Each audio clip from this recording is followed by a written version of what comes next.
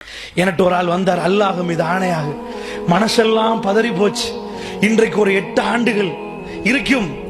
வந்தவர் அமெரிக்காவில் ஒரு பெரும் ப்ரொஃபசர், ஒரு பல்கலைக்கழகத்தில். நான் சந்தோஷப்பட்டேன் அவருடைய தாடியை கண்டு. இந்த அளவுக்கு நீண்ட தாடி. நான் ரொம்ப சந்தோஷப்பட்டேன். ஒரு மார்க்கப்பட்டுள்ளவர் இலங்கையிலிருந்து அங்க போய் சிட்டிசன் எடுத்து இவ்வளவு பெரிய பல்கலைக்கழகத்தில் ஒரு பேராசிரியராக திறமையான ஒருவர் அங்க இருக்கிறார். அவர் என்னோடு வந்தார். இங்க வந்து உறவினரை சந்தித்து விட்டு அவர் மகனை என்னிடம் காட்ட கொண்டு வந்தார்.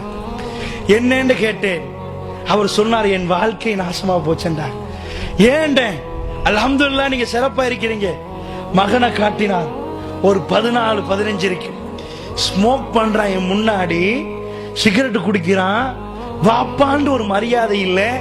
என் பொண்டாட்டியை நான் இழந்துட்டேன். அல்லாஹ் மீது ஆணை. அப்படியே கவலைப்பட்டார்.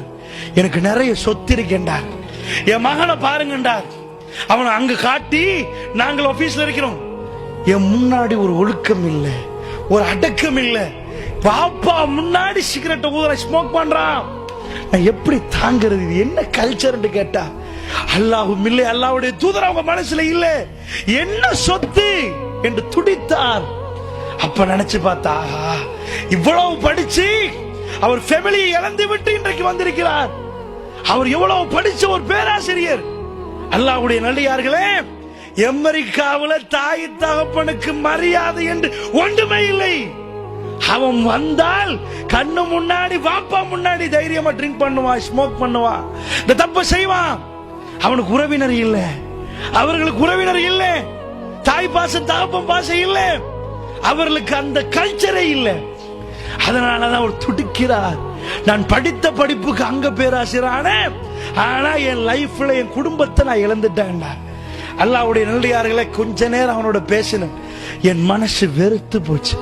இதுதான் அப்பா கல்ச்சர். ரசூலுல்லாஹி ஸல்லல்லாஹு அலைஹி வஸல்லம் வளர்த்த சமுதாயம் என்ன? மல்லம் யர்ஹம் ஸகீரனா வலம் யாக்கிர் கபீரனா ஃபலைஸ மின்னா. யாரு சின்னவர்களுக்கு இரக்கம் காட்டவில்லையோ, யாரு பெரியவர்களை மதிக்கவில்லையோ, அவர் என்னை சார்ந்தவர் அல்ல. உங்க குடும்பத்தாட்ட சொல்லி ஊட்டி வழங்கு. இன்றைக்கு ஒரு முதியவரை நான் கடிந்து கொண்டாலும் எனக்கு கவலை வரும். அடடா, பெரியவருக்கு பேசக்கூடாது. ரசூலுல்லாஹ் சொன்னாங்களே. இன்றைக்கு சர்வசாதாரணமா இலங்கையிலும் ஒரு பெத்தெடுத்த தாய் அவ்வளவு அழகாக பெத்தெடுத்து கஷ்டத்துக்கு மேல கஷ்டத்தை சுமந்து வகுனன் அலா வகுன், அல்லாஹ் குர்ஆன்ல சொல்றான். ஒரு தாய் கஷ்டத்துக்கு மேல் கஷ்டத்தோடு ஒரு பிள்ளையை சுமந்து எடுக்கிறாங்க.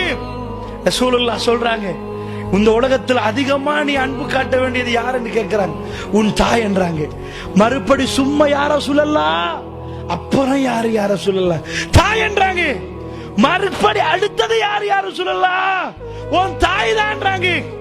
அந்த அளவுக்கு தாய் குலத்துக்கு மரியாதை செலுத்தப்பட்ட மார்க்கம். உங்க பிள்ளைக்கு நீங்க மார்க்கத்தோட இருந்தா, நீங்க தாய்மார்களே ஒழுக்கத்தோட இருந்தால் ஒரு போதும் இந்த போதை வராது, உங்க வீட்டுக்கு வராது. நீங்க ஒழுங்கா நடந்தா அந்த அளவுக்கு நீங்க மார்க்கத்தை எடுத்து அவருக்கு சொல்லிக் கொடுங்க. வீட்டுல வாழ்க்கை நடமாடும் குர்ஆன்களாக இந்த மக்கள் வாழணும். உங்க வாழ்க்கை அப்படி இருக்கணும், அந்த அளவுக்கு இருக்கணும். அல்லாஹ்வுடைய நல்லடியார்களே, அந்த தாய் தண்ட வாழ்க்கையில இஸ்லாத்தை எடுத்தா போதும். அந்த குழந்தை அப்படியே பார்க்க, அதுல இருந்த அந்த உணர்வுகள் வரும். அப்படி இல்லாம போனா நீங்க பெத்தெடுத்து பணக்காரன் ஆக்கிடுவீங்க. உங்க புள்ளையோட வீட்டுக்கு போறதுக்கு செக்யூரிட்டி கார்டு நீங்க அனுமதி கேட்கணும். சக்வித்தி ரணசிங்க என்று சொன்ன ஒருவனை பத்தி நீங்கள் கேள்விப்பட்டிருப்பீங்க. அவன் முடுக்கல பிறந்தவன், படிக்கிறான் ஆங்கிலத்தை, பெரிய கோடீஸ்வரன் ஆகணும் வெறியாக நிக்கிறான். அவன் ஆனான். இலங்கையில நுகேகொட பகுதியில அவனுடைய ஆரம்ப டியூட்டர்கள் இன்றைக்கு 10-12 ஆண்டுகளுக்கு முன்னாடி ஆரம்பிக்கிற நேரம் அவன் வந்து பிள்ளைகளுக்கு கொடுப்பாங்களே, அந்த டியூட்டர்கள் புக் கொடுப்பாங்க.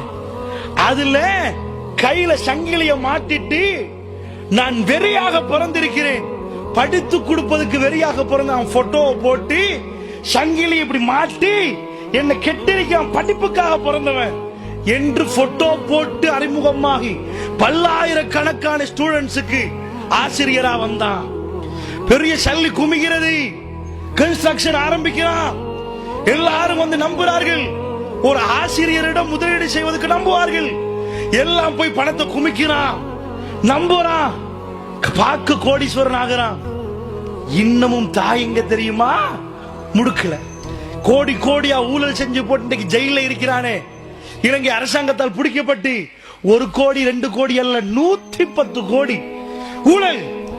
அவன் தாய் சொல்ற வாக்கு மூலம் சிறையில என்ன சொன்னாங்க? என் மகனார் வீட்டுக்கு நான் போனா ஐயாவை சந்திக்கும், நான் வேலைக்காரன் உங்களுக்கு தெரியும் அப்படின்னு கெஞ்சு குழாவி செக்யூரிட்டிக்குள்ளால போனாலும் என் மகனை எனக்கு சந்திக்க முடியாது என்று நேரடியாக முழு இலங்கையும் பார்க்க வாக்கு மூலம் கொடுத்தால் ஒரு தாய். இப்படியெல்லாம் குழந்தைகள் இருக்கிறாங்க. முஸ்லிம் சமுதாயத்திலும் இன்றைக்கு இருக்கிறார்கள். பெற்ற தாயை பார்ப்பதற்கு நேரம் இல்லை. ஆஸ்திரேலியா போவதற்கு நேரம் இருக்கிறது, அமெரிக்கா போக நேரம் இருக்கிறது. அட, இவ்வளவு காலமாக நீங்க பலகீனம் அடைஞ்சிருப்பீங்க. அந்த அளவுக்கு இன்றைக்கு பெரிய கோடீஸ்வரர்களை பார்க்கிறோம். முதியோர் இல்லத்துல தாயை போட்டுட்டு அவன் ஆஸ்திரேலியால கடைசி கட்டத்தில் ஒரு தாய் என்ன நினைப்பா? என் புள்ள வார்த்தை நான் கேட்கணும், எனக்கு என்ன லக்ஸரியா வச்சாலும் என் மகன் எனக்கு 4 வார்த்தை சொல்லணும், என் மகன் தலையை தடாவணும், நான் நிம்மதியா மூச்சுடணும். இந்த பாக்கியம் கிடைக்காத எத்தனையோ தாய்மார்கள் இருக்கிறாங்க. அதனால சொல்றேன், இந்த போதை பொருள் மட்டுமில்ல, குடும்பமே சீரழியுது. இன்றைக்குள்ள கல்ச்சர் அது. அல்லாஹ்வுடைய நல்லடியார்களே, அதனால் சொல்றேன், நீங்கள் வேணுமென்றே நஞ்சை சாப்பிட விரும்புகிறீர்களா? சாப்பிடுங்க, செத்து போயிருவீங்க, உங்க குடும்பம் அழிஞ்சிரும். இன்றைக்கே சாவு மணி அடிக்கணும். முஸ்லிம் சமூகம் எங்கே எல்லாம் வாழுதோ, நாங்கள் இந்த டிவியில் உள்ள அசிங்கத்தை பார்க்க மாட்டோம். இந்த குடும்ப கதை அது இது இதாலதான் ஆரம்பிக்கிறது. இந்த ஆபாசத்துக்கு முற்றுப்புள்ளி வைங்க. திருமறை குர்ஆனை எடுங்க, வாழ்க்கை நெறியாக்குங்க, ஹதீஸை எடுங்க. கண் கலங்கும், உங்க புள்ள மனசு உருகும். தாய் என்றா யாருன்னு சொல்லி கொடுங்க.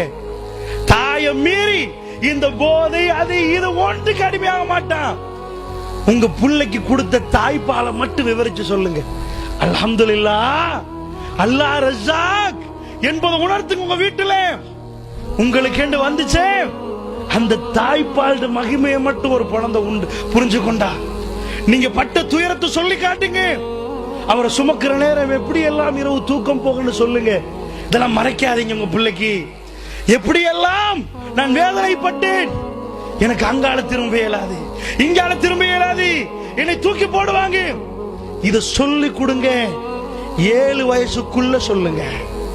7 வயசுக்குள்ள சொல்லுங்க. எதை வெறுக்கணுமோ அதெல்லாம் துப்புங்க, முகத்துல காட்டுங்க. அல்ஹம்துலில்லாஹ், ஒரு சிறப்பான ஒரு குழந்தை உங்களுக்கு முன்னாடி வந்து நிப்பா. அப்படி இல்லை என்றா குடும்ப நாடகம் தானே போகுது. உங்களுக்கு தெரியுமா குடும்ப நாடகத்துல என்ன கண்ட்ராக்ட் எடுக்கிறாண்டி?